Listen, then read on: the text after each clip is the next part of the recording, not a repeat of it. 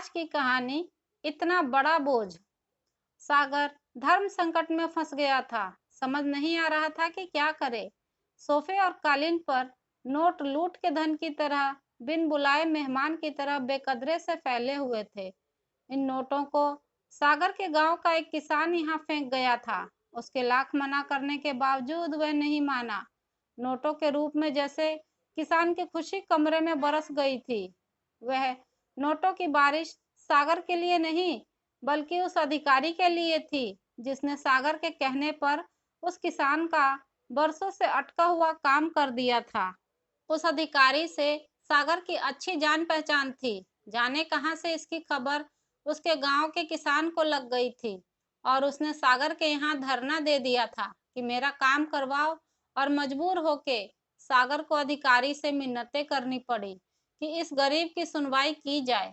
सागर समझता था कि उसका काम खत्म हो गया, पर यह उस काम का एक हिस्सा भर था, या यूं कहिए कि भाग एक था।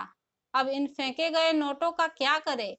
सागर को कुछ समझ में नहीं आ रहा था। उसकी अधिकारी से अच्छी जान पहचान थी और उसने उसके कहे का मान रख लिया था। किसी के एहसान को नोटों में बदल के दिखाने की सागर की हिम्मत नहीं पड़ रही थी। एहसान को नोटों में बदल देने की कला में सागर एकदम कच्चा था। वो किस मुंह से जाकर अधिकारी से ऐसी बात कहे? अधिकारी का क्या रवैया होगा? कहीं सारी पहचान एक तरफ फेंक बेरुखी से घर से बाहर न कर दें। पर किसी के नाम की रकम को सागर अपने पास कैसे रख सकता था, क्योंकि सागर का कोई हक नहीं था उन नोटों को अपनी जेब में रखने का। ये सब सोच सोचकर वो परेशान हो गया। किसी अपराधी की तरह वह अपने आप को कोस रहा था कि क्यों नहीं उसको नोट उठा ले जाने को कह दिया। सामने पड़े नोट नोट नहीं लगकर सागर को भारी पत्थर लग रहे थे। उसने भारी मन से नोटों को समेटा और अधिकारी के घर पहुंच गया। खुशी खुशी उन्होंने सागर का स्वागत किया, पर सागर शर्म से भरा हुआ था। अपने आप में सिमटा सकुचाता जा रहा था। हर पल उसके मन में यही गूंज रहा था कि कैसे कहूँ, किस मुंह से कहूँ, क्या सोचेंगे मेरे बारे में। अनुभवी अधिकारी की पैनी निगाहों ने शायद सागर की हड़बड़ाहट को भांप लिया था और कारण पूछ ही लिया।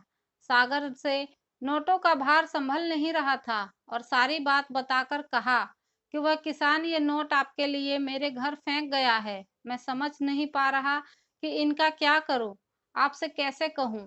अधिकारी ने जोरदार ठहाका लगाया और उसके कंधे को थपथपाते हुए कहा, बस इतनी सी बात और इतना बड़ा बोझ? भाई मेरे, फिक्र मत करो। जैसे वह किसान आपके यहाँ ये नोट फेंक गया है, वैसे ही आप भी मेरे यहाँ फेंक दो।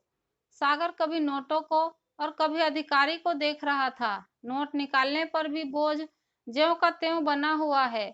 सागर को समझ नहीं आ रहा था कि जिन नोटों को वो इतना बड़ा बोझ समझ रहा था, अधिकारी ने एक पल में ही हल्का कैसे कर दिया। वो समझ रहा है कि अधिकारी एक ऊंचे पद पर है तो वो ईमानदार होगा। आज उसका ये भ्रम भी खत्म हो गया। वहां से निकलते हुए उसने कसम खाई कि अपने जीवन में वह कभी भी रिश्वत नहीं लेगा। सागर का मन सच में हल्का हो गया था। वीडियो आपको कैसी लगी कमेंट करके ज़रूर बताएं। वीडियो अगर आपको पसंद आई है तो लाइक और शेयर करना ना भूलें। चैनल पर नए हैं तो सब्सक्राइब ज़रूर कर लें। साथ वाले बेल बटन को ज़रूर दबा दें।